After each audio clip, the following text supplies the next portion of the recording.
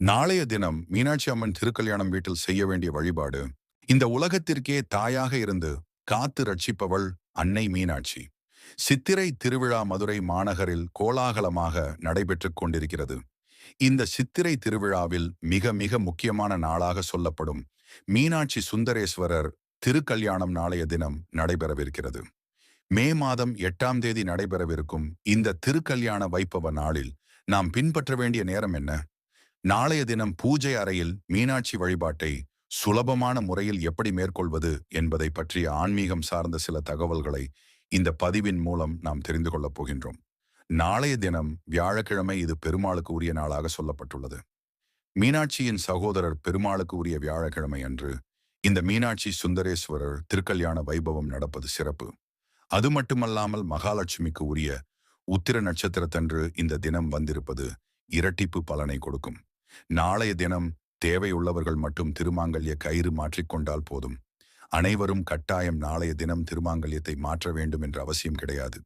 வருடத்திற்கு 2 அல்லது 3 முறை மட்டுமே தாலிக்கைய கயிறு புதுப்பிக்க வேண்டும் என்பதும் குறிப்பிடத்தக்க ஒரு விஷயம். நாளை மே 8ஆம் தேதி காலை 8:35 மணி முதல் 9 மணிக்குள் மதுரை மாநகரில் மீனாட்சிக்கும் சுந்தரேஸ்வரருக்கும் கல்யாண வைபவம் நடைபெறவிருக்கிறது. இந்த இடைப்பட்ட நேரத்தில்தான் வீட்டில் இருக்கும் பெண்களும் தாலி கயிறு மாற்றிக்கொள்ள வேண்டும். காலை 8 மணி அடிக்கும் போதே வீட்டில் பூஜை வேலைகளை எல்லாம் முடித்து விடுங்கள். மீனாட்சி திருவுருவ படத்திற்கு அலங்காரம் செய்து உங்களால் முடிந்த ஒரு இனிப்பு நெய்வேதியம் தயார் செய்து கொள்ள வேண்டும். நாளை எல்லா தொலைக்காட்சிகளிலும் மீனாட்சி சுந்தரேஸ்வரர் திருக்கல்யாணத்தை நேரடியாக ஒளிபரப்பு செய்கிறார்கள். ஆகவே தொலைக்காட்சி பெட்டியின் மூலம் மீனாட்சி சுந்தரேஸ்வரர் திருக்கல்யாணத்தை பார்த்துவிட்டு மீனாட்சி கழுத்தில் மாங்கல்யம் ஏறிய பிறகு நீங்களும் உங்களுடைய கழுத்தில் திருமாங்கல்யத்தை எடுத்து போட்டுக் கொள்ளலாம்.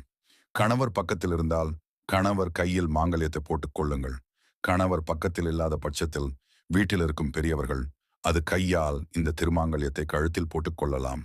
யாருமே இல்லை என்றால் நீங்களே உங்களுடைய கழுத்தில் இந்த திருமாங்கல்யத்தை மாற்றிக்கொள்ளுங்கள். அவசரமாக இந்த முகூர்த்த நேரத்திலேயே தாலி கயிறு புதுப்பித்து கழுத்தில் அணிந்து கொள்ள வேண்டும் என்ற கட்டாயமில்லை. இந்த முகூர்த்த நேரத்திற்கு முன்கூட்டியே புது மஞ்சள் கயிறில் சரடுகளை கோர்த்து மீனாட்சியின் திரு உருவ படத்திற்கு முன்பாக உங்கள் மாங்கல்யத்தை வைத்து விடுங்கள். நாளை மதுரையில் மீனாட்சி கழுத்தில் மாங்கல்யம் ஏறிய பிறகு நீங்களும் இந்த மாங்கல்யத்தை எடுத்து உங்கள் கழுத்தில் அணிந்து கொள்ளலாம். அதன் பிறகு செய்து வைத்த நெய்வேதியத்தை மீனாட்சியின் திருவுருவ படத்திற்கு முன்பாக வைத்து குடும்ப நலனுக்காக பிரார்த்தனை செய்து தீர்க்க சுமங்கலி பாக்கியம் கிடைக்க வேண்டும் என்று வேண்டிக் கொண்டு கற்பூர ஆராதி காண்பது பூஜையை நிறைவு செய்து கொள்ளுங்கள். திருக்கல்யாணம் முடிந்தவுடன் விருந்து வைப்பது நம்முடைய வழக்கம்.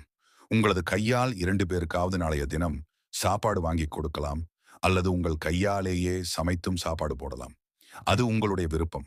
நாளைய தினம் மீனாட்சி திருக்கல்யாணத்தை பார்ப்பதற்கு நமக்கு இருக்கும் 2 கண்கள் போதாது. நாளைய தினம் மீனாட்சி திருக்கல்யாணத்தை பார்ப்பவர்கள் வீட்டில் சந்தோஷம் நிலைத்திருக்கும், செல்வ வளம் அதிகரிக்கும், வறுமை நீங்கும், கணவன் மனைவி சண்டை சரியாகி குடும்பத்திற்குள் ஒற்றுமை நிலவும். திருமணமாகாத கன்னிப்பெண்கள் இந்த கல்யாண வைபவத்தை கண்டால் சீக்கிரம் திருமணம் நடக்கும் என்பது நம்பிக்கை. இதையெல்லாம் கேட்கும்போது அந்த மதுரை மாநகரில் நாம் பிறக்கவில்லையே என்ற ஏக்கம் நமக்குள் வரும். மதுரையில் பிறந்தால் மட்டும்தான் மீனாட்சிக்கு குழந்தையாக இருக்க முடியுமா?